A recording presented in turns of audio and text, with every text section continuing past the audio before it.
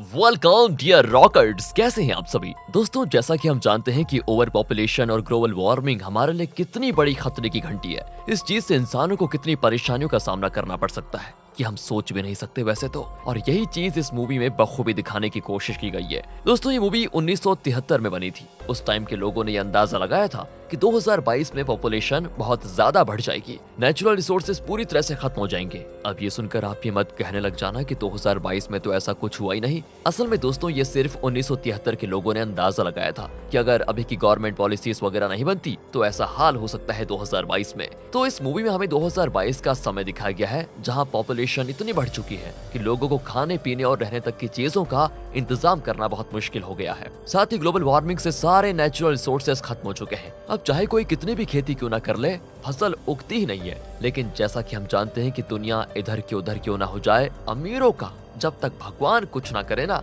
उनका कोई कुछ नहीं बिगाड़ सकता। ठीक यही चीज मूवी में भी दिखाई गई है। अमीर लोग दूर शहरों में बसी आलीशान बिल्डिंग में रहते हैं। उन्हें हर चीज आसानी से मिल जाती है। चाहे दुनिया भूखी क्यों ना मर जाए, उन्हें किसी चीज से कोई मतलब नहीं है। अरे इंट्रोडक्शन बहुत बड़ा हो गया ना, चलिए कोई नहीं, जल्दी से शुरू करते हैं। तो मूवी की शुरुआत न्यूयॉर्क 2022 का सीन दिखाया जाता है, जहाँ की पॉपुलेशन 40 मिलियन को क्रॉस कर चुकी है, जिस वजह से आए दिन दंगे फसाद होते रहते हैं। लोग एक दूसरे को ही छीन कर जो मिल जाए उससे ही गुजारा कर रहे हैं। उसी शहर में एडवर्ड नाम का एक डिटेक्टिव अपने असिस्टेंट सोलोमोन के साथ रहता है। दोस्तों एडवर्ड भी ना बहुत ज्यादा गरीब है। उसके पास भी खाने पीने की चीजें ढंग की नहीं है, फिर भी बेचारा उन्हीं चीजों पर अपना गुजारा कर रहा है। तभी एडवर्ड की नजर टीवी पर पड़ती है, जहां गवर्नर शहर के सारे लोगों को अपनी कंपनी के नए प्रोडक्ट के बारे में बता रहा होता है, जिसका नाम है सोलेंट ग्रीन। इसके अंदर काफी सारे न्यूट्रिशन को डाला गया है, जिसको खाने के बाद इंसान को ताकत मिलेगी। अब दोस्तों खाना वगैरह तो है नहीं, इसलिए सरकार की तरफ से लोगों को यही सोलेंट दिए जाते हैं। इसके भी कई फ्लेवर आते हैं, लेकिन जो ग्रीन वाला है वो सबसे लेटेस्ट है। गवर्नर का मानना है कि थोड़े बहुत सोलेंट ग्रीन खाने से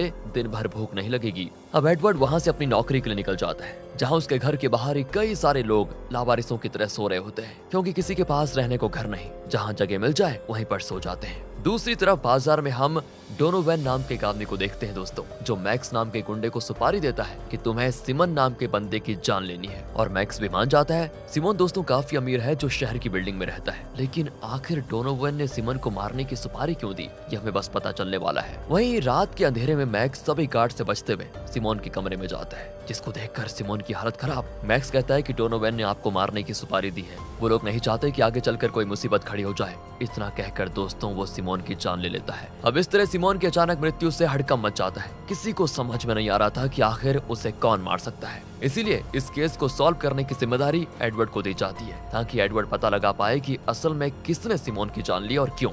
यही जानकारी निकालने के लिए एडवर्ड सिमोन की बिल्डिंग में आता है, जहाँ के सिक्योरिटी गार्ड से उसे पता चलता है कि कुछ देर के लिए सिमोन के कमरे का जो सीसीटीवी था ना, वो बंद कर दिया गया था। ऐसा पहले कभी नहीं हुआ था। पर इसके बाद दोस्तों एडवर्ड सिमोन के घर पर जाता है। वहां आने के बाद उसकी मुलाकात सिमोन के बॉडीगार्ड, जिसका नाम टिम है, उससे और सिमोन की प्रोस्टिट्यूट मैरी से होती है। दोस्तों असल में मैरी उस तरह की प्रोस्टिट्यूट नहीं है जो क्लब वगैरह में जाते हैं। जिस बंदे ने बिल्डिंग बनाई है ना, हर कमरे के लिए एक एक लड़की को रखा हुआ है। जो बंदा कोई भी घर खरीदेगा ना, उसके साथ उस कमरे की लड़की रहेगी जो उसकी सेवा वगैरह करेगी। हाई क्वालिटी फैसिलिटीज दोस्तों, क्योंकि इस बिल्डिंग में सिर्फ अमीर लोग ही रहा करते थे और उनकी एंटरटेनमेंट के लिए सारी एंटरटेनमेंट की चीज उपलब्ध थी दोस्तों यहाँ पर, जैसे ये प्रोस्टिट्यूट। अब टिम और मैरी से बात करने पर एडवर्ड को पता चल जाता है कि जब सिमोन की जान गई थी तब ये दोनों बाजार गए हुए थे। कौन कौन दोनों? प्रोस्टिट्यूट और उसका बॉडीगार्ड टिम। ये सुनकर तो एडवर्ड हैरान हो जाता है कि ऐसे कैसे दोनों एक साथ बाजार चले गए, कुछ तो गड़बड़ है यहाँ पर। वो पूरे घर की अच्छे से तलाशी लेता है, लेकिन उसे वहाँ कोई खास चीज नहीं मिलती दोस्तों।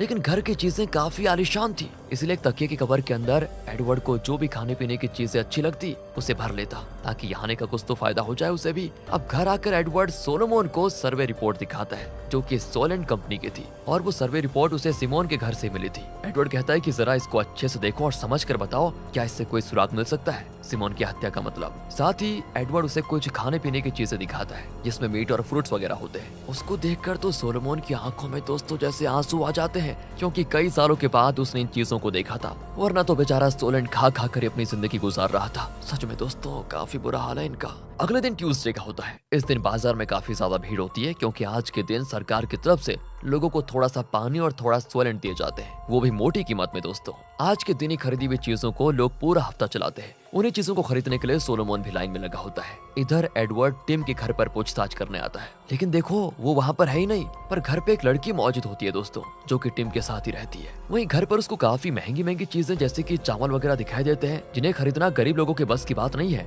टिम तो दोस्तों उतना अमीर है नहीं, तो उसके पास ये सारी चीजें आई कैसे? साथ ही वो लड़की जो टिम के घर में मौजूद है, वो स्ट्रॉबेरी जैम खा रही होती है, जिसकी कीमत दोस्तों $300 है। और ये सारी चीजें टिम के पास देखकर एडवर्ड को उस पर शक हो जाता है कि जरूर दाल में कुछ तो गड़बड़ है, क्या पूरी की पूरी दाल ही काली है? इसका तो पता लगाना पड़ेगा। घर आने के बाद सोलोमन एडवर्ड को बताता है कि सुनो, सर्वे रिपोर्ट के हिसाब से सिमोन तो सोलेंट कंपनी का बोर्ड मेंबर था। आखिर इतनी बड़ी कंपनी का बोर्ड मेंबर होने के बावजूद भी उसे क्यों मार दिया गया, यही मुझे समझ में नहीं आ रहा। मैं वैसे आज अपने पुराने दोस्तों से मिलने जा रहा हूँ, उन्हें भी ये रिपोर्ट दिखाऊंगा, शायद उनसे कुछ पता चल जाए, क्योंकि ये रिपोर्ट्स बहुत ज्यादा कॉन्फिडेंशियल है। इस पर एडवर्ड कहता है, देखो यार तुम कुछ भी करो, बस मेरी मदद करते रहना इस केस को सॉल्व करने में। दोस्तों एडवर्ड जैसे घर के बाहर आता है ना, उसे ऐसा महसूस होता है कि कोई उसका पीछा कर रहा है। अब ये जानकर वह हैरान हो जाता है कि कौन है। एडवर्ड तुरंत अपने सीनियर हैचर को फोन से सारी बात बता देता है और ये भी कहता है कि मुझे टिम पर शक है, वो जरूर सिमोन की हत्या से जुड़ा हुआ है कैसे भी करके। लेकिन तभी हैचर के ऑफिस में डोनोवेन पहुंच जाता है दोस्तों, जिसने पता है ना सिमोन को मारने की सुपारी दी थी। वो यहाँ पर सिमोन के केस को बंद करवाने के लिए आया होता है। दोस्तों डोनोवेन भी सोलवेंट कंपनी का बोर्ड मेंबर है। वो कंपनी काफी बड़ी है, इसलिए उस कंपनी के बोर्ड मेंबर्स की बात पुलिस वगैरह भी टाल नहीं पाते, इसीलिए हैचर उसके कहने पर ये केस बंद करने के लिए मान जाता है। इधर एडवर्ड दोबारा मैरी से पूछताछ करता है, जहां वो बताती है कि 1 महीने पहले से ही सिमोन काफी बदले बदले लग रहे थे। वो एक फादर के पास भी गए थे अपने कन्फेशन के लिए। दोस्तों क्रिश्चियन धर्म में चर्च के फादर को बहुत अहमियत दी जाती है। अगर किसी से कुछ गलत काम हो जाए या किसी बात को लेकर उन्हें गिल्ट महसूस हो रहा हो, तो वो फादर के पास जाते हैं, उन्हें अपने दिल का सारा हाल बता देते हैं, ताकि फादर उनको ब्लेस कर पाए, जिससे हो सकता है कि गलत काम करने वाले इंसान के पाप एक तरफ से धुल जाएं। और यही करने के लिए सिमोन भी 1 महीने पहले किसी फादर के पास गया था। ये सुनकर एडवर्ड तुरंत उस फादर के पास जाता है, ये जानने के लिए कि आखिर वो किस बात का कन्फेशन के लिए वहाँ पर आया था। लेकिन दोस्तों वहाँ पर आने के बाद उसे फादर काफी परेशान दिखाई देते हैं, क्योंकि डेली हजारों की तादाद में गरीब लोग यहाँ पर आते हैं, जिनकी देखभाल करना भी फादर की ही जिम्मेदारी है।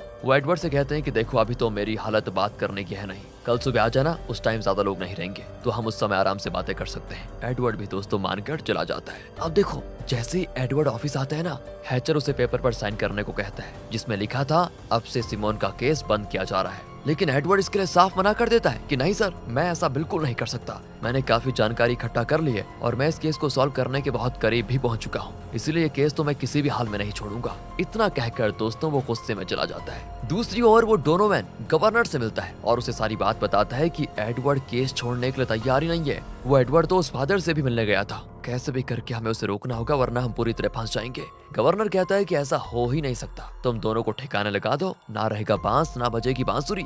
इसका मतलब दोस्तों गवर्नर और डोनोवेन दोनों ने ही मिलकर सिमोन को मरवाया। लेकिन उन्होंने ऐसा किया क्यों, ये जल्द ही पता चलने वाला है। जिसके बाद डोनोवेन के कहने पर टिम उस फादर के पास जाकर उसे मार देता है दोस्तों, यानी कि एडवर्ड का शक बिल्कुल सही निकला। टिम भी सिमोन की हत्या में बराबर का हिस्सेदार है। उसने फादर को मार दिया और अब बारी है एडवर्ड की। अगले दिन फिर से ट्यूसडे का होता है, इसलिए बाजार में लोग भारी मात्रा में सोलेंट और पानी वगैरह खरीदने आए होते हैं। इतने लोगों के होने की वजह से सोलेंट खत्म हो जाता है, जिससे आधे से ज्यादा लोग खाली हाथ रह जाते हैं। पुलिस वाले भी लोगों से कहते हैं कि देखो सोलेंट खत्म हो चुका है, इसलिए आप लोग अगले हफ्ते आना। दोस्तों ये सुनकर लोगों का गुस्सा उमड़ पड़ता है और उनकी भीड़ बेकाबू हो जाती है। वो लोग दंगा फसाद शुरू कर देते हैं, कहते हैं कि हमें किसी भी हाल में सोलेंट चाहिए, हम 1 हफ्ता रह नहीं पाएंगे। एंड उनका भी कहना सही था दोस्तों, एक तो उन्हें खाने पीने को कम मिलता, ऊपर से हफ्ते भर मिले ना तो लोग तो मर ही जाएंगे। इसीलिए वहाँ पुलिस फोर्स बुला लेती है दोस्तों, ताकि लोगों को भगाया जा पाए। उसी भीड़ का फायदा उठाकर वहाँ पर मैक्स आ जाता है, जिसने सिमोन को मारा था दोस्तों। डोनोवेन ने उसे